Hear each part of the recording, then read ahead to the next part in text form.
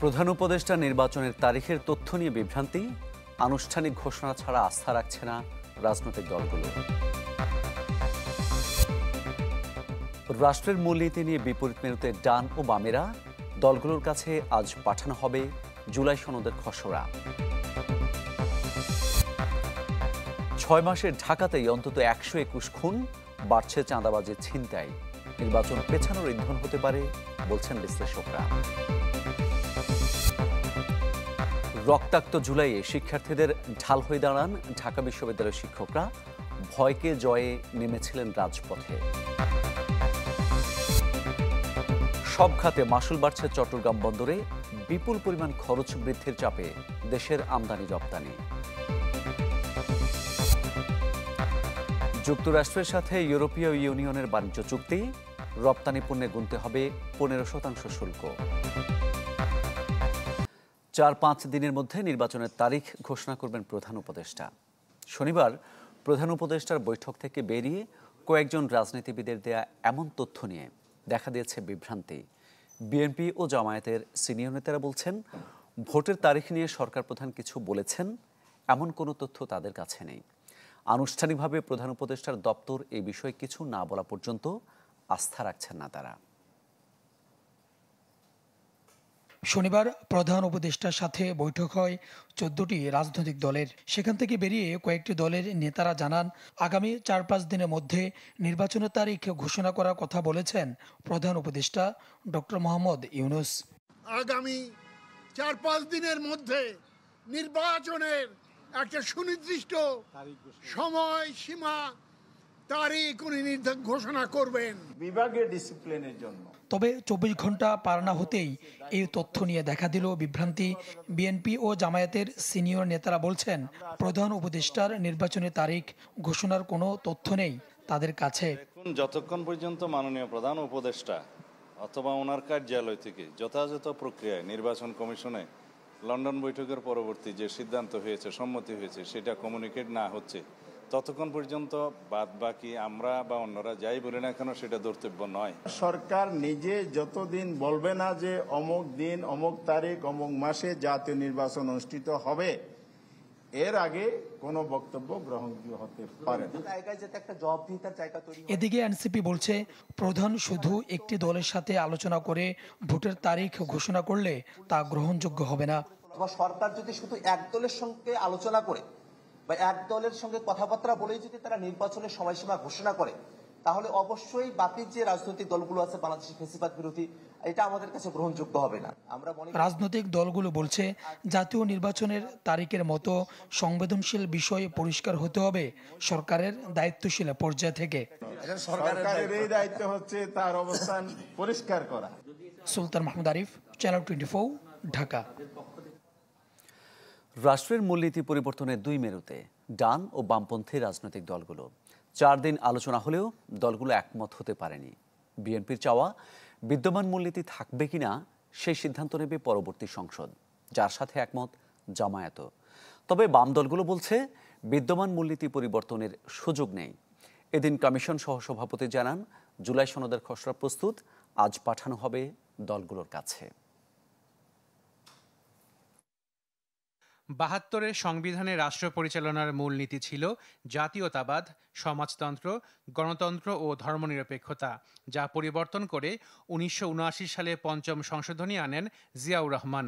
পঞ্চদশ সংশোধনীর মাধ্যমে ২০১১ সালে আবারও ৭২-এর মূলনীতি ফিরিয়ে আনে আওয়ামী লীগ।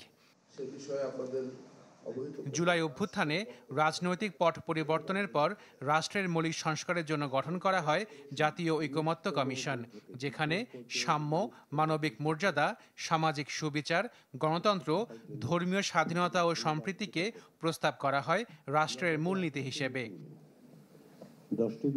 রোববার ৪র্থ দিনের আলোচনায় এ নিয়ে হয় তুমুল বিতর্ক। মূলনীতি পরিবর্তন নিয়ে বিপরীত মেরুতে ডান ও বাম দলগুলো। রাষ্ট্রের মূলনীতির পরিবর্তন নিয়ে কমিশনের প্রস্তাবের সাথে একমত বিএনপি, জামাত ও সমমনারা। তবে এ বিষয়ে সিদ্ধান্তের ভার নির্বাচিত সংসদের ওপর ছেড়ে দেওয়ার পক্ষে তারা। সংশোধিত হোক বা না হোক, কিভাবে নির্ধারিত হবে সেটা জাতীয় সংসদে নির্ধারিত হবে। কিন্তু যাহাই নির্ধারিত হোক তার সাথে এই বাক্যটি আমরা উল্লেখ করতে, সংযুক্ত করতে আমাদের কোনো আপত্তি নাই, আমরা সম্মত। আগামী জাতীয় সংসদ নির্বাচনে যারাই নির্বাচিত হবেন, কমিশন কর্তৃক যে প্রস্তাবিত শব্দগুলি এগুলি সংবিধানে সংবেশিত হবে। কমিউনিস্ট পার্টি জাসদ সহ বাম দলের নেতাদের দাবি, রাষ্ট্রের মূলনীতি পরিবর্তনের সুযোগ নেই। এটা আমাদের একটা লড়াইয়ের ফসল, ফলে ইতিহাসকে বিকৃত করে এই ধরনের প্রস্তাবনা এটা আমরা মেনে নিতে পারবো না। এইভাবে লেখা যেতে পারে, সংবিধানের রাষ্ট্রীয় পরিচালনার 4 মূলনীতির সাথে, মানে এখন যে 4 মূলনীতি আছে, সাথে সাম্য, মানবিক মর্যাদা, সামাজিক সুবিচার এবং ধর্মীয় স্বাধীনতা ও সম্প্রীতি যুক্ত হবে। নোট অফ ডিসেন্ট সহ একটা জায়গায় নেওয়ার চেষ্টা করে, তাহলে সেটা গ্রহণযোগ্য হবে না। এদিকে 72 সালের রাষ্ট্রের মূলনীতি বাতিলের পক্ষে অবস্থান এনসিপি ও গণ অধিকার পরিষদের। যে 72-এর ওই 4 মূলনীতি বাদ দিয়ে আজকের এই 5টি পয়েন্টকে প্রতিস্থাপন করতে হবে। একটা মুজিববাদী সংবিধান প্রণয়নের জন্যই এই ধরনের একটা মূলনীতিতে এই সংবিধানটা তৈরি করা হয়েছিল। সেক্ষেত্রে আমরা নতুন সংবিধানের কথা বলেছি, সংবিধান পুনর্লেখনের কথা বলেছি। দীর্ঘ আলোচনায় এ পর্যন্ত পুলিশ কমিশন গঠন সহ 11টি বিষয়ে একমত হয়েছে দলগুলো। ঐকমত্য কমিশন জানায় সোমবার দলগুলোর কাছে পাঠানো হবে জুলাই সনদের খসড়া। ইতিমধ্যে আপনাদের পক্ষ থেকে অনানুষ্ঠানিকভাবে আনুষ্ঠানিকভাবে যে সমস্ত আলোচনার সময় যে সমস্ত প্রস্তাব, সেগুলোর ভিত্তিতে একটি খসড়া তৈরি করা হয়েছে। সোমবার আবারও বসবে ঐকমত্য কমিশন। আমরা এই বিষয়ে এক ধরনের আশিকিন প্রিন্স, চ্যানেল 24, ঢাকা। আলোচনাটা দেশের মানুষের পালস বুঝে সচেতনভাবেই রাজনৈতিক সিদ্ধান্ত নিচ্ছে বিএনপি, একথা জানিয়েছেন দলটির মহাসচিব মির্জা ফখরুল ইসলাম আলমগীর। আর আমির খসরু মাহমুদ চৌধুরী বলেছেন, যারা নির্বাচন ভয় পায় তাদের ভোটে অংশ নেওয়ার দরকার নেই। পদ্মা ব্যারেজ ও দ্বিতীয় পদ্মা সেতু নিয়ে রাজধানীর ব্র্যাকেন সেন্টারে এই সেমিনার। তৃতীয়ত হচ্ছে এই যে সে একজন প্রধান অতিথির বক্তব্যে বিএনপির মহাসচিব বলেন, প্রকল্প দুটি বাস্তবায়ন করতে হবে নির্বাচিত সরকারকেই। বাংলাদেশে যে পদ্মা ব্যারেজ এবং পদ্মা সেতু, এটার প্রয়োজনীয়তাটা এটা অস্বীকার করবার কোনো উপায় নেই। এই কাজগুলোর জন্য সবচেয়ে বেশি যেটা প্রয়োজন হচ্ছে পলিটিক্যাল কমিটমেন্ট। রাজনৈতিক কমিটমেন্টই হচ্ছে সবচেয়ে বড় প্রয়োজন, সেটাই দরকার। এবং সেটা তখনই তৈরি হবে যখন সেটা জনগণের মধ্য থেকে উঠে আসবে এই দাবিটা, এটাও কিন্তু অত্যন্ত জরুরি। মির্জা ফখরুল দাবি করেন, দেশের মানুষের পালস বোঝে তাদের দল, সচেতনভাবেই নিচ্ছে রাজনৈতিক সিদ্ধান্ত। রাজনৈতিক দল হিসেবে আমরা অত্যন্ত সচেতন যে জনগণের যেটা প্রয়োজন এবং কালের যুগের সঙ্গে সঙ্গে যে পরিবর্তনগুলো আনা দরকার, রাষ্ট্র কাঠামোর যে পরিবর্তন আনা দরকার, সে ব্যাপারে আমরা অত্যন্ত সচেতনভাবেই আমরা সামনের দিকে এগুচ্ছি। ঢাকা রিপোর্টার্স ইউনিটিতে ভাসানী অনুসারী পরিষদের আলোচনায় নির্বাচন নিয়ে কথা বলেন বিএনপি নেতা আমির খসরু মাহমুদ চৌধুরী। জুলাই আন্দোলন নিয়ে রাজনৈতিক বিভাজনকে দুঃখজনক বলে মন্তব্য করেন তিনি। যারা নির্বাচনকে ভয় পান, তো তারা রাজনৈতিক দল করার তো কোনো দরকার নেই, আসলে কোনো দরকার তো নাই। আপনি প্রেশার গ্রুপ হিসেবে কাজ করেন, আপনি এনজিও হিসেবেও কাজ করতে পারেন। আপনাকে রাজনৈতিক দল বলবেন, আবার নির্বাচনে যাবেন না, জনগণের ভোটাধিকারকে আপনি বাধাগ্রস্ত করবেন, গণতান্ত্রিক প্রক্রিয়াকে আপনি বাধাগ্রস্ত করবেন, সেটা তো গ্রহণযোগ্য হতে পারে। এদিকে নির্বাচন কমিশনে আয় ব্যয়ের হিসাব জমা দিয়েছে বিএনপি। জুলাই অভ্যুত্থানের বছরে দলটির আয় বেড়েছে কয়েক গুণ। 15,65,842 আর দলটির ব্যয় হয়েছে 4,80,04,823। মাহফুজ কামাল, চ্যানেল 24, ঢাকা। কেন্দ্র বাদে সারা দেশে বৈষম্য বিরোধী ছাত্র আন্দোলনের সব কমিটি স্থগিত করা হয়েছে। রোববার বিকেলে রাজধানীর শাহবাগে জরুরি সংবাদ সম্মেলনে এ ঘোষণা দেন সংগঠনের সভাপতি রিফাত রশিদ।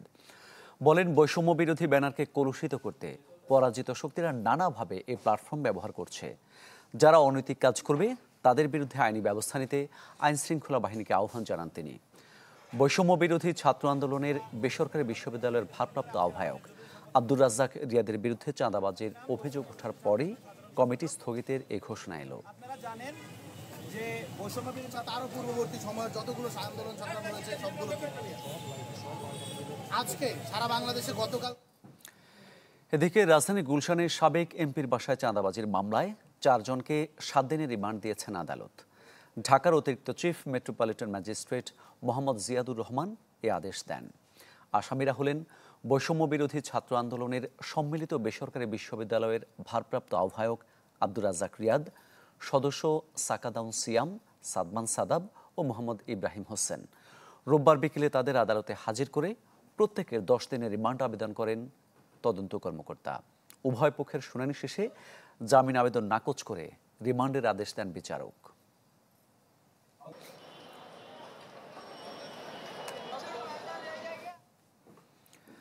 রাজধানী সহ সারা দেশে আশঙ্কাজনক হারে বাড়ছে ছিনতাই, চাঁদাবাজি, ঘটছে খুনের ঘটনাও। গেল 6 মাসে ঢাকাতেই অন্তত খুন হয়েছেন 121 জন। এসবের কারণ হিসেবে এখনও পুরোপুরি অস্ত্র উদ্ধার না হওয়াকে দুষছেন অনেকে। বিশ্লেষকদের মতে দেশে অস্থিতিশীল পরিস্থিতি তৈরি করছে একটি পক্ষ, যারা নির্বাচনকে ব্যাহত করতে চান। সুলতান মাহমুদ আরিফের রিপোর্ট। শনিবার রাত 8টার দিকে গুলশানে আওয়ামী লীগের সাবেক এমপি শাম্মী আহমেদের বাসায় চাঁদা চাইতে যায় 5 যুবক। তাদের ধরা হয় হাতে নাতে। তদন্ত শুরুর পর দেখা যায় চাঁদাবাজদের একজন বেসরকারি বিশ্ববিদ্যালয়ের বৈষম্য বিরোধী ছাত্র আন্দোলনের নেতা নাম রিয়াদ। তারা 17 জুলাইও সেই বাসা থেকে চাঁদা নেয়। কথা ছিল কয়েক কিস্তিতে টাকা নেবে তারা, কিন্তু দ্বিতীয় কিস্তি নেওয়ার সময় তাদের গ্রেপ্তার করে পুলিশ। এমন নানা প্রভাব ও অস্ত্রের ভয় দেখে রাজধানী সহ সারা দেশে বেড়েছে চাঁদাবাজের ঘটনা। গেল মাসে শুধু ডিএমপিতেই চাঁদাবাজের ঘটনায় মামলা হয়েছে 59টি, যা উদ্বিগ্ন করছে রাজধানীবাসীকে। কোনো তোয়াক্কা নাই, পুলিশ প্রশাসন তারা কোনো এর গুরুক্ষম নেয় না, তারা তাদের ভাবে চলতেছে, কিন্তু এই জন্য ছিনতাইগুলো বাড়তেছে, রাহাজারি বাড়তেছে। আসলে আমরা নিজেরাও আতঙ্কিত, যেখানে দল বলেন বা এই সমন্বয় পরিচয়ে চাঁদাবাজি করতেছে, সেটা আসলে খুবই দুঃখজনক বিষয়। আমরা এর থেকে পরিত্রাণ চাই। শুধু কি চাঁদাবাজি, সাম্প্রতিক খুনের ঘটনাগুলো আতঙ্কের জন্ম দিয়েছে জনমনে। তথ্য বলছে গত 6 মাসে রাজধানীতে খুনের ঘটনা হয়েছে অন্তত 121টি। অভিযোগ আছে এমন খুন ও চাঁদাবাজিতে বিভিন্ন থানা থেকে লুঠোয়া অস্ত্র ব্যবহৃত হচ্ছে। লুঠোয়া অন্তত 1898টি অস্ত্রের মধ্যে উদ্ধার হয়েছে 1238টি। এখনও বেহাত 660টি বিভিন্ন ধরনের অস্ত্র। গোলাবারুদের তথ্যটাও চমকে দেওয়ার মতো। দেখুন, অবৈধ অস্ত্র উদ্ধার থেকে আরম্ভ করে অপরাধীদের আইনের আওতায় নিয়ে আসা এবং অপরাধ নিয়ন্ত্রণের জন্য আমরা রাত দিন কঠোর পরিশ্রম করে যাচ্ছি এবং রাজধানীর আইনশৃঙ্খলা পরিস্থিতি স্থিতিশীল রাখার জন্য আমাদের যে অপরাধ নিয়ন্ত্রণ কৌশল, সেটা অনেকটা কার্যকর রয়েছে বলেই অপরাধ এখনও স্থিতিশীল রয়েছে আইনশৃঙ্খলা পরিস্থিতি, এবং আশা করি সামনের দিনগুলোতে এর পরিস্থিতি আরও উন্নতি হবে। দেশব্যাপী খুন, চাঁদাবাজি আর ছিনতাইয়ের বৃদ্ধি ভাবাচ্ছে অপরাধ বিশ্লেষকদেরও। এসব ঘটনা নির্বাচন পেছানোর ইন্ধন হতে পারে বলেও মনে করেন এই বিশ্লেষক। যদি আইনশৃঙ্খলা পরিস্থিতি স্বাভাবিক না হয়, অপরাধ নানা কেন্দ্রিক অপরাধ প্রবণতা বৃদ্ধি হওয়ার মধ্য দিয়ে যদি অস্থিরতা থাকে এবং সেই অস্থিরতা যদি নাগরিকদের মনে বা ভোটারদের মনে কোনো না কোনোভাবে শঙ্কা বা আতঙ্ক কাজ করে, তখন এই অপরাধ বাস্তবতা বা পরিস্থিতি কিন্তু নির্বাচনকে প্রভাবিত করার চেষ্টা করবে এবং সেটি নির্বাচন সুষ্ঠু হওয়ার প্রশ্ন, নানা ধরনের প্রসঙ্গ সে তৈরি করবে। দ্রুত পুলিশকে আরও সক্রিয় ভূমিকা পালনের আহ্বান জানালেন ঢাকা বিশ্ববিদ্যালয়ের এই শিক্ষক। সুলতান মাহমুদ আরিফ, চ্যানেল 24, ঢাকা। মাইলস্টোনে বিমান বিধ্বস্তে আহত আরও 2 জন চিকিৎসা শেষে বাসায় ফিরেছেন। জাতীয় বার্ন ইনস্টিটিউটের আইসিইউতে থাকা 4 জনের অবস্থা অপরিবর্তিত রয়েছে। স্বাস্থ্য মন্ত্রণালয়ের সংশোধিত তালিকা অনুযায়ী এ দুর্ঘটনায় নিহতের সংখ্যা 33 জন। এদিকে দুর্ঘটনাস্থল থেকে আলামত সংগ্রহ করেছে বিমান বাহিনী। বিমান দুর্ঘটনা তদন্তে মন্ত্রিপরিষদ বিভাগ থেকে 9 সদস্যের কমিটি গঠন করা হয়েছে। স্কুল ভবনে বিমান বিধ্বস্ত হওয়ার 6ষ্ঠ দিনেও ঘটনার আলামত সংগ্রহে বিমান বাহিনীর তদন্ত টিম প্রায় 2 ঘন্টা তল্লাশিতে সংগ্রহ করে বিধ্বস্ত বিমানের ছিটকে যাওয়া নানা অংশ। ভয়াল সেই দুর্ঘটনার পর থেকেই বন্ধ ক্লাস পরীক্ষা। তারপরও প্রিয় আঙ্গিনায় হারিয়ে যাওয়া বন্ধুদের খোঁজে অনেক ছোট্ট শিক্ষার্থীরা এসেছেন বাবা মায়ের হাত ধরে। ভয় আর আতঙ্কের ছাপ সবার চোখে মুখে। আমরা ছিলাম ক্লাস 8-এ, ওই পাশে ওই দোতলায় ছিলাম আমরা। দোতলা বারান্দা যারা ছিল তাদের শরীরে আগুন লাগছে, কিন্তু ক্লাসে যারা ছিল তাদের শরীরে আগুন লাগে না। এত মেমোরিজ হয়েছে এখানে, এই ভবনটা পুড়ে যায়, আমরা অনেকভাবে শোকাহত।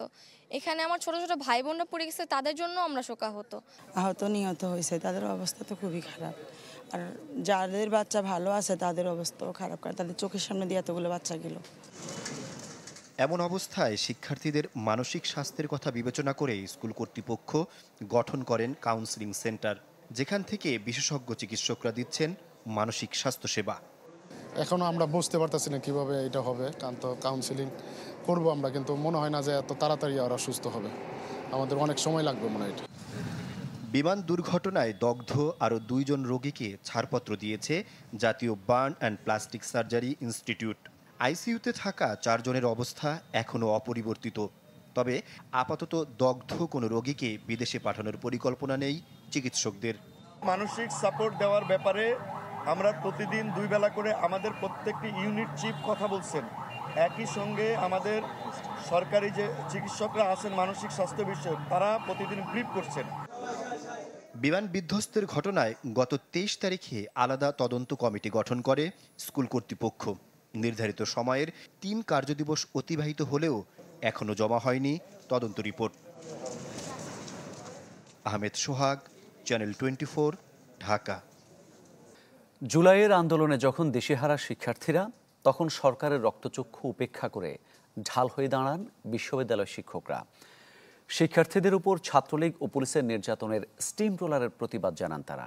দলমত নির্বিশেষে এক হয়ে ছুটে যান ডিবি কার্যালয়, শাহবাগ থানা ও হাসপাতালে।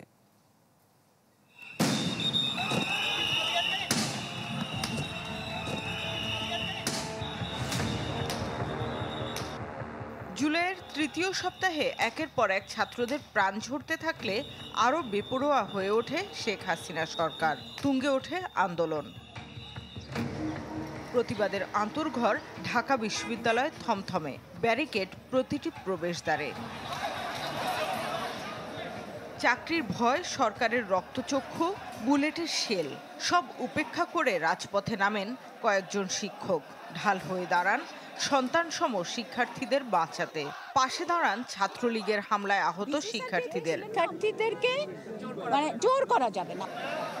হলে হলে ছাত্রলীগ তাড়ানোর তাণ্ডবের পর হল বন্ধের ঘোষণা এলে শুধু ছাত্রলীগই নয়, বিপদে পড়েন সাধারণ শিক্ষার্থীরাও। জানতেন না কই যাবেন, কিভাবে যাবেন। সবার পকেটের স্বাস্থ্য তো আর সমান না। সেই বিপদে দলমতের বিভেদ ভুলে এগিয়ে আসেন শিক্ষকরা। পুলিশ এবং বিশ্ববিদ্যালয়ের প্রশাসনের পক্ষ থেকেও পরোক্ষভাবে, আমাদের প্রত্যক্ষ না হলেও পরোক্ষভাবে এক ধরনের চাপ হয়েছে। তখন একটাই লক্ষ্য ছিল, সেটা হলো স্বৈরাচারের কবল থেকে দেশকে মুক্ত করার জন্য। অবরুদ্ধ ক্যাম্পাসের ব্যারিকেড ভেঙে সমাবেশের ডাক দেয় বিশ্ববিদ্যালয় শিক্ষক নেটওয়ার্ক।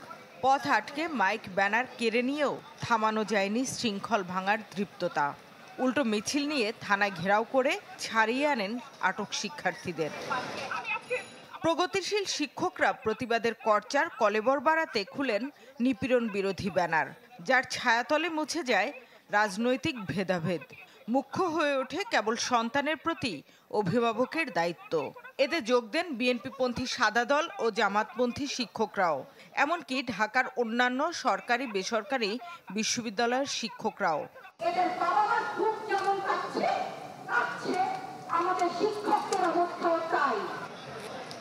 সমন্বয়কদের গুম করে নিয়ে গেলে এই শিক্ষকরাই ছুটে যান ডিবি কার্যালয়ে। ক্ষুব্ধ সরকার আওয়ামীপন্থী শিক্ষককে দিয়ে হত্যা চেষ্টার মিথ্যা অভিযোগ আনে তাদের বিরুদ্ধে। তবুও দমে না যেয়ে বারবার ছুটে যান মিন্টো রোডে। হাইকোর্ট মোড়ে নিরীহ শিক্ষার্থীদের আটকালে বুক চিতিয়ে হাত বাড়িয়ে বাধা দেন, ছিনিয়ে আনেন। মেল করান জাতিসংঘ সহ কয়েকটি বড় দেশের মানবাধিকার সংস্থার কাছে। এই শিক্ষকরাই প্রথম জুলাই শহীদদের স্মরণে শহীদ মিনারে শ্রদ্ধা জানান। সবার আগে শেখ হাসিনার পদত্যাগ দাবি করেন। রূপরেখা দেন অন্তর্ভুক্তিমূলক অন্তর্বর্তীকালীন সরকারের। গ্রহযাত্রার দিন আমরা যখন এই লম্বা মিছিলে হাঁটছি এবং আমরা বুঝতে পারছি যে আসলে অভূতপূর্ব মানুষ সমাবেশ হচ্ছে এবং তারা বলতে চাইছে যে এই মুহূর্তে আসলে ওনার চলে যাওয়া ছাড়া কোনো উপায় নাই। রূপান্তরের রূপরেখা প্রেজেন্ট করার পরে আমরা আসলে এটা আসলে সমন্বয়কদের হাতে পৌঁছে দিয়েছিলাম। এই প্রথম আসলে কোনো একটা ফর্মাল যোগাযোগ হয়েছিল। এই যে শত্রুর রক্তচক্ষু উপেক্ষা করে শিক্ষকরা পথে নামলেন, বারুদ গন্ধ কিংবা বুলেটের শেল কিছুই তোয়াক্কা না করে প্রতিবাদ জানালেন, সেই শিক্ষকদের যথাযথ সম্মান কি দিয়েছে আন্দোলন পরবর্তী বাংলাদেশ? সেই প্রশ্ন প্রতিধ্বনিত হয় ইথারে। শামিমা সুলতানা, চ্যানেল 24, ঢাকা। জুলাই আন্দোলনে রাজধানী ঢাকা সহ বিভিন্ন স্থানে মারা যান কুড়িগ্রামের 9 জন, আহত হন অন্তত শতাধিক। স্বজনদের চাওয়া প্রতিটি হত্যাকাণ্ডের দৃষ্টান্তমূলক বিচার। সন্তান হারিয়েছেন, 1 বছরেরও বেশি সময় পার হয়েছে, কিন্তু শোক পার হয়নি। এখনও ছেলের ছবি দেখলেই কেঁদে জ্ঞান হারান জুলাই গণঅভ্যুত্থানের শহীদ গোলাম রব্বানের মা কুড়িগ্রামের আমেনা বেগম। সংসারের নিত্যদিনের জীবন নির্বাহের ব্যয় সামলাতে বাড়তি আয়ের জন্য ঢাকায় করত রাজমিস্ত্রির কাজ নবম শ্রেণী পড়ুয়া গোলাম রব্বানী। আন্দোলনে উত্তাল সময়ের মধ্যে 19 জুলাই সন্ধ্যায় রাজধানীর আফতাবনগরে গুলিবিদ্ধ হয় সে। পরে হাসপাতালে চিকিৎসাধীন অবস্থায় মৃত্যু হয় তার। আমার কাছে আব্বা আপনি চিন্তা করেন না, আমি থাকতে আপনার কোনো চিন্তা এখন মনে করো আমার ছেলে নাই, আল্লাহ যে কোন সময় আমারও নেবে ছেলের চিন্তায়, আমরা এই চিন্তায় কিন্তু বাঁচতেছি না। উলিপুর শহরের রায়হানুল ইসলাম রায়হান একই দিন পুলিশের গুলিতে মারা যান ঢাকার বাড্ডায়। আর সদর উপজেলার আমির হোসেনের ছেলে নূর আলমও বের হয়েছিলেন রাজমিস্ত্রির কাজে। 20 জুলাই সকালে গাজীপুরের চৌরাস্তায় পুলিশের গুলিতে নিহত হন তিনি। বাচ্চা হোসা নিয়ে কিভাবে চলে আল্লাহ ছাড়া বোঝাইয়ে নেই। জমানায় জমি নেই, কিভাবে বাচ্চা প্রতিপালন করে আল্লাহ জানে। খুব দুরবস্থা বর্তমানে। এদিকে নাগেশ্বরের আরেক শহীদ রাশেদুল ইসলামের পরিবারের দাবি এখনো স্পষ্ট নয় বিচার কার্যক্রম, তাই দ্রুত বিচার দেখতে চান তারা। এই বাংলাদেশটার জন্য তো জীবন দিচ্ছে, এই যে বাংলাদেশটা আরো ভালোভাবে এর চেয়ে উন্নত হোক, আমি এটাই আপনাদের কাছে বলতে চাই। ডাক্তার ইউনূস স্যারের কাছে আমার একটা অনুরোধ থাকলো, উনি গদির থাকাকালীন আমার ভাইয়ের বিচারটা জানি উনি করে দিয়ে যায়। জুলাই গণঅভ্যুত্থানে কুড়িগ্রামে মারা যান 9 জন। গেল 1 বছরে তারা পেয়েছেন কিছু সরকারি বেসরকারি সহযোগিতা। জুলাই বিপ্লবের যারা শহীদ হয়েছে তাদের জন্য সরকার অনেক ব্যবস্থা নিয়েছে। তার মধ্যে প্রতিটা পরিবারকে তাদের এককালীন হেল্প 1 লক্ষ টাকা বা ততদূর টাকা কিন্তু অলরেডি প্রদান করা হয়েছে। চেষ্টা করতেছি কিভাবে তাদের পরিবারকে কর্মসংস্থান করা যায় এবং আহতদের সুচিকিৎসার জন্য যে কোনো ব্যবস্থা নিতে সমাজসেবা অধিদপ্তর বদ্ধপরিকর। সন্তান হারানোর কোনো ক্ষতিপূরণ হয় না, তাই স্বজন হারাদের দাবি এসব হত্যাকাণ্ডের দৃষ্টান্তমূলক বিচার। Desk report, channel 24। রাজশাহী বিশ্ববিদ্যালয়ে প্রথমবারের মতো শিক্ষক নিয়োগে লিখিত পরীক্ষা চালু হয়েছে। এর ফলাফলের উপর ভিত্তি করে মৌখিক পরীক্ষা এবং তারপর যোগ্যতা বিবেচনায় দেয়া হচ্ছে নিয়োগ। এরই মধ্যে 3টি বিভাগে এই প্রক্রিয়া শতাধিক প্রার্থীর মধ্য থেকে যোগ্য শিক্ষক বাছাই করা হয়েছে। যদিও বিশ্ববিদ্যালয়টির শিক্ষক শিক্ষার্থী এবং দেশি বিদেশি গবেষকরা বলছেন নিয়োগে দুর্নীতি হচ্ছে কিনা তা নির্ভর করবে প্রশাসনের কর্তা ব্যক্তিদের ইচ্ছা শক্তির উপর। আবরা সাইরের রিপোর্ট। রাজনৈতিক প্রভাব, স্বজনপ্রীতি সহ আরও নানা লেনদেনের সম্পর্কের ভিত্তিতে বিশ্ববিদ্যালয় শিক্ষক হওয়ার অভিযোগ বিভিন্ন সময়েই উঠেছে দেশের পাবলিক বিশ্ববিদ্যালয়গুলোতে। এসব অভিযোগের সত্যতাও মিলেছে কয়েকটি ঘটনায়। শিক্ষক নিয়োগ প্রক্রিয়াকে দুর্নীতিমুক্ত করতে চায় রাজশাহী বিশ্ববিদ্যালয়। দেশের উচ্চশিক্ষার অন্যতম এই শিক্ষা প্রতিষ্ঠান শিক্ষক নিয়োগে এতদিন শুধু মৌখিক পরীক্ষাতেই বসতে হতো প্রার্থীদের, কিন্তু এবার বদলেছে নিয়ম। শিক্ষক হতে আবেদনের পর দিতে হচ্ছে 50 নম্বরের লিখিত পরীক্ষা, যার সময়ও 50 মিনিট। এই পরীক্ষায় উত্তীর্ণরাই দিতে পারবেন মৌখিক পরীক্ষা। একে মন্দের ভালো বলছেন বিশ্বের বিভিন্ন বিশ্ববিদ্যালয়ে পড়াচ্ছেন এমন সাবেক রাবি শিক্ষার্থীরা। তাদের পরামর্শ, শিক্ষক নিয়োগের ক্ষেত্রে উচ্চতর ডিগ্রি, গবেষণা, প্রকাশনা ও অভিজ্ঞতার উপর জোর দেওয়ার। যে সিস্টেম চালু করা হলো রাজশাহী বিশ্ববিদ্যালয়, এটা মনে করি একটা বোল্ড স্টেপ। তবে এখানে কিছু বিষয় আছে, যেমন বিদেশে কাউরে আমি শুনি নাই যে কেউ বিশ্ববিদ্যালয়ে নিয়োগ পেয়েছে উইদাউট পিএইচডিতে। অনেকটা বাংলাদেশের যে স্কুল কলেজের যে পরীক্ষাগুলো হয় শিক্ষকদের জন্য, সেই আলোকে আমাদের নিয়োগ ব্যবস্থা চালু করতে চাচ্ছে। যেটা অত্যন্ত দুঃখের বিষয়। আমাদের এর মতো দেশে আসলে এগুলোতে দুর্নীতি বা স্বজনপ্রীতি হচ্ছে কিনা, হবে কিনা, সে বিষয়গুলো নির্ভর করবে আসলে প্রশাসনিক কর্তা ব্যক্তির ইচ্ছা শক্তির উপরে। যদিও এ প্রক্রিয়া নিয়ে অসন্তোষ জানিয়েছেন অনেক প্রার্থী। তাদের দাবি, স্বচ্ছতা, জবাবদিহিতার অভাব বরাবরই ছিল, এখনও রয়েছে। বিষয়টি নিয়ে শিক্ষকদের মাঝেও রয়েছে মিশ্র প্রতিক্রিয়া। লিখিত যে প্রশ্নটা, সেটা আদৌ যে প্রমাণ বা আদৌ যে স্বজনপ্রীতি মুক্ত হবে বা আদৌ দুর্নীতি মুক্ত হবে, সেটার কি গ্যারেন্টি? শুধু রিটেন পরীক্ষা দিয়েই যে আমি বেস্ট প্রোডাক্টটা পাবো সেটাও না, কিন্তু এটি ওয়ান অফ দ্য ক্রাইটেরিয়া হতে পারে, কিন্তু পুরোটা ত্রুটি মুক্ত এ কথা বলা খুব মুশকিল এখনই। আমার কাছে মনে হয় যদি লিখিত পরীক্ষায় নিতে হয় তাহলে পরে এই প্রথম 7 জনের এই যে বাধাটি আছে সেই বাধাটি তুলে দেয়াটা সমীচীন। প্রশাসন বলছে, লিখিত পরীক্ষার মাধ্যমে নিয়োগ হলে যোগ্য ও মেধাবী শিক্ষার্থীরা শিক্ষকতার সুযোগ পাবেন। শিক্ষক নিয়োগ নিয়ে অনেক ধরনের সুপারিশ আসে আর কি, তাই অন্তত পক্ষে যেগুলো ক্যান্ডিডেটের জন্য সুপারিশ করে তারা হয়তো এমন হতে পারে রিটেন পরীক্ষায় অ্যালাউ করবে না, ফলে তারা অনেক চাপ মুক্ত হয়ে যাবে না এই ক্ষেত্রে আর কি। তাহলে এটা একটা কৌশল দিক থেকে, গত দিক থেকে হলেও আমার মনে হয় যে ভালো দিক আছে। কর্তৃপক্ষ বলছে, বিজ্ঞাপনে দেয়া নির্ধারিত সংখ্যক পদে কোনো যোগ্য প্রার্থী পাওয়া না গেলে নিয়োগ দেয়া হবে না কাউকেই। আবরার শাহিদ, চ্যানেল 24, রাজশাহী। ব্যবসায়ীদের ঘোর বিরোধিতার পরও সব খাতে মাশুল বাড়ছে চট্টগ্রাম বন্দরে, যা 40% পর্যন্ত। অথচ ব্যবসায়ীদের পরামর্শ ছিল বাড়লে তা হতে পারে 10 থেকে 15%। কিন্তু বন্দর ব্যবহারকারীদের নয়, পরামর্শক প্রতিষ্ঠানের মতামতই পেয়েছে গুরুত্ব।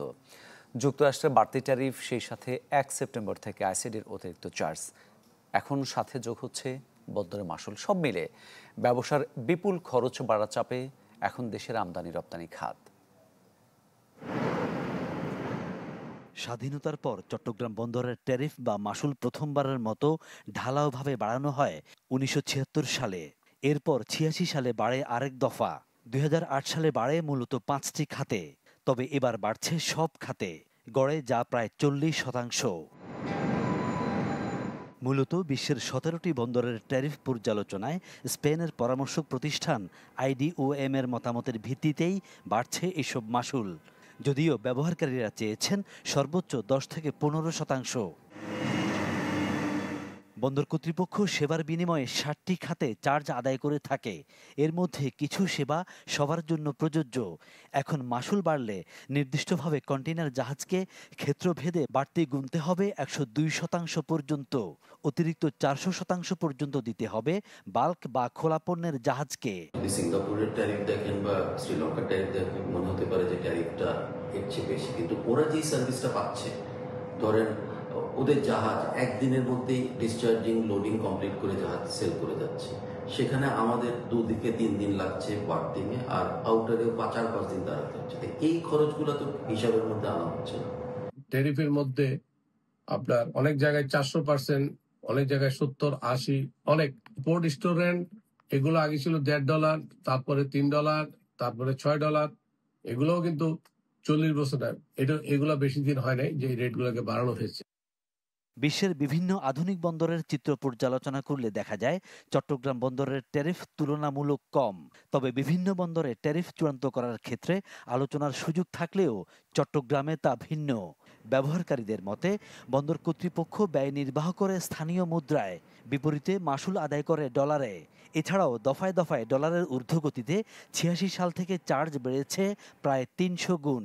এমন বাস্তবতায় এখন যুক্তরাষ্ট্রের বাড়তি ট্যারিফ ইস্যু এবং বাড়তে যাওয়া আইসিডির ট্যারিফের সাথে বন্দরের ট্যারিফ বৃদ্ধি চরম নেতিবাচক প্রভাব ফেলবে অর্থনীতিতে। পোশাক শিল্পের কিছু প্রাইস ছেড়ে দিয়ে যদি ফ্যাক্টরি বাঁচানোর জন্য আমেরিকান অর্ডার নিতে পারি, আমেরিকানতে ওরা যে ট্যাক্সটা দিবে ওই ট্যাক্সের টাকাটা কাছাকাছি হলে আমাদের ছেড়ে দিতে কোনো পথ থাকলে ওই অর্ডারটা আমরা আনতে পারবো। যত চার্জ বাড়ান না কেন সবগুলা কিন্তু ফ্রেটের উপর পড়বে, আমাদের ইম্পোর্ট কস্ট বাড়বে, দেশের জনগণের উপর পড়বে।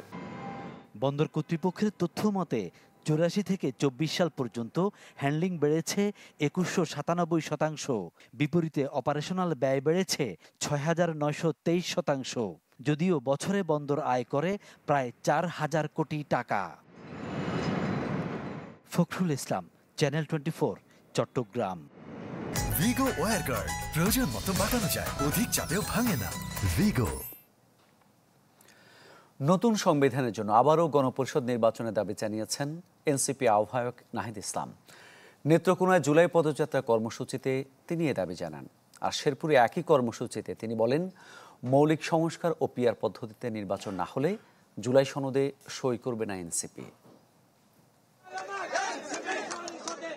দেশব্যাপী জুলাই পদযাত্রা কর্মসূচি শেষ পর্যায়ে। রোববার 2 জেলায় যান জাতীয় নাগরিক পার্টির নেতাকর্মীরা। শেরপুরে বের হওয়া পদযাত্রা প্রদক্ষিণ করে শহরের কয়েকটি সড়ক, পরে থানামোড় এলাকায় হয় পথসভা। সেখানে বিগত সরকারের নানা অনিয়ম আর অসঙ্গতির চিত্র তুলে ধরেন দলটির উত্তরাঞ্চলের মুখ্য সংগঠক সার্জিস আলম। কেউ যদি 95টা খারাপ কাজ করে তাকে যেমন খারাপ বলবো, 5টা ভালো করলে সেটাও ভালো বলবো। আমরা আগামীতে আমাদের এই বিবেককে আর কোন দল, ব্যক্তি, গোষ্ঠী, মার্কা, প্রতিষ্ঠানের কাছে আর বন্ধক দিব না। দলের আহ্বায়ক নাহিদ ইসলাম বলেন, মৌলিক সংস্কার ও পিআর পদ্ধতিতে নির্বাচন না হলে জুলাই সনদে সই করবে না এনসিপি। উচ্চকক্ষ পিআর পদ্ধতির মাধ্যমে আমরা এই জুলাই সনদে স্বাক্ষর করতে পারি। যদি মৌলিক সংস্কার না হয়, যদি রাষ্ট্রের গুণগত পরিবর্তন এই জুলাই সনদের মাধ্যমে না নিশ্চিত করা সম্ভব না হয়, তাহলে এই জুলাই সনদে জাতীয় নাগরিক পার্টি সমর্থন দিবে না। এর আগে নেত্রকোনার পথসভায় যোগ দেন নেতাকর্মীরা। এ সময় বিএনপি নেতা বাবরের 10 ট্রাক অস্ত্রের ঘটনার সমালোচনা করেন মুখ্য সমন্বয়ক নাসির উদ্দিন পাটোয়ারি। বলেন, নতুন সংবিধান বাস্তবায়ন না হলে শেখ হাসিনা বারবার ফিরে আসবে। তারা এই বিষয়ে জনগণকে ধোঁকা দেওয়ার চেষ্টা করছে। রাজপথে ঐক্যবদ্ধ থাকবেন। বাংলাদেশের মানুষ নতুন সংবিধান, সংস্কার এবং শেখ হাসিনার বিচারের টিকিট নিয়েই ঘরে ফিরবে ইনশাআল্লাহ। সোমবার জামালপুর ও ময়মনসিংহ হবে এনসিপির জুলাই পদযাত্রা কর্মসূচি। আমাদের সরকারটা আমাদেরই বানাইতে হবে। সুলতান মাহমুদ কনিক, চ্যানেল 24, শেরপুর। জুলাই আন্দোলনের পর বিভিন্ন হত্যা মামলায় নির্দোষ ব্যক্তিদের আসামি করা হয়েছে বলে মন্তব্য করেছেন স্বরাষ্ট্র উপদেষ্টা জাহাঙ্গীর আলম চৌধুরী। রোববার বিকেলে মুন্সিগঞ্জের নিচুতলা এলাকায় জুলাই শহীদ স্মৃতিস্তম্ভ উদ্বোধন শেষে একথা বলেন তিনি। স্বরাষ্ট্র উপদেষ্টা আরও বলেন, শহীদ পরিবারের সদস্যদের সুবিচার নিশ্চিত করতে কাজ করছে সরকার। জানান, হত্যা মামলাগুলোতে জড়িতদের তুলনায় আসামির সংখ্যা বেশি থাকায় ব্যাহত হচ্ছে তদন্ত কার্যক্রম।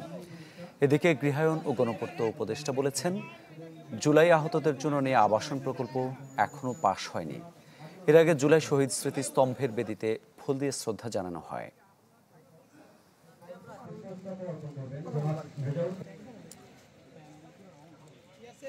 যেখানে হয়তো একটা ঘটনা ঘটছে, এখানে হয়তো 20 জন আসামি হওয়ার কথা ছিল, ওখানে 200 আসামি দেওয়া। এই জন্য কিন্তু এটা ইনভেস্টিগেশন করতে একটু দেরি হয়ে যাচ্ছে।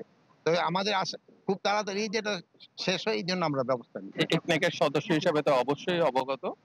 ওইটা আমরা আজকে ফেরত দিয়ে দিয়েছি, পাশ করি নাই, কারণ এর মধ্যে বেশ কিছু অসঙ্গতি আমরা পেয়েছি। আমরা এটা আবার এটা রিভিউ করা, ওটার পর এবং এই ব্যাপারে কিছু ইনভেস্টিগেশনেরও দরকার আছে, দেখার পর এরপরে আমরা সিদ্ধান্ত নেব। অস্বাভাবিক জোয়ারে পটুয়াখালীর বিভিন্ন স্থানে ভেঙেছে বেড়ি বাঁধ। এতে প্লাবিত হয়েছে 25টি গ্রাম, পানিবন্দী অন্তত 15,000 মানুষ। এ বিষয়ে আরও খবর জানাবো, সরাসরি যোগ দিচ্ছেন সহকর্মী এম কে রানা। রানা, জোয়ারের পরিস্থিতি এখন কেমন এবং ভাঙা বাঁধ সংস্কারের কোনো উদ্যোগ নেওয়া হয়েছে কিনা? হ্যাঁ শামীম, আপনাকে জানিয়ে রাখি, নিম্নচাপ ও আমাবস্যার জোর প্রভাবে কিন্তু গত 3 দিন থেকে কিন্তু পটুয়াখালীর যে নিম্নাঞ্চলগুলো রয়েছে সেগুলো কিন্তু প্লাবিত হয়েছে। এর মাঝে কিন্তু গতকাল সকালের দিকে কিন্তু আসলে পটুয়াখালীর যে লোহালিয়া ইউনিয়ন রয়েছে সেই ইউনিয়নের একটা বৃহৎ অংশ, বেড়িবাঁধের বৃহৎ অংশ কিন্তু আসলে ভেঙে গিয়ে প্রায় 4টি গ্রাম নতুন করে প্লাবিত হয়েছে।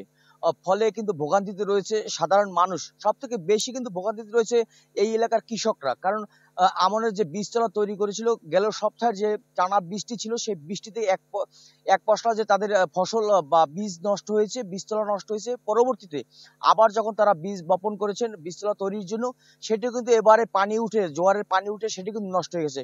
ফলে তারা এক ধরনের আশঙ্কার মধ্যে যে এবছর তাদের যে জমি সেটি কিন্তু কোনো চাষাবাদের অনুপযোগী হয়ে পড়ে কিনা, এমনটাই শঙ্কা রয়েছে কৃষকদের।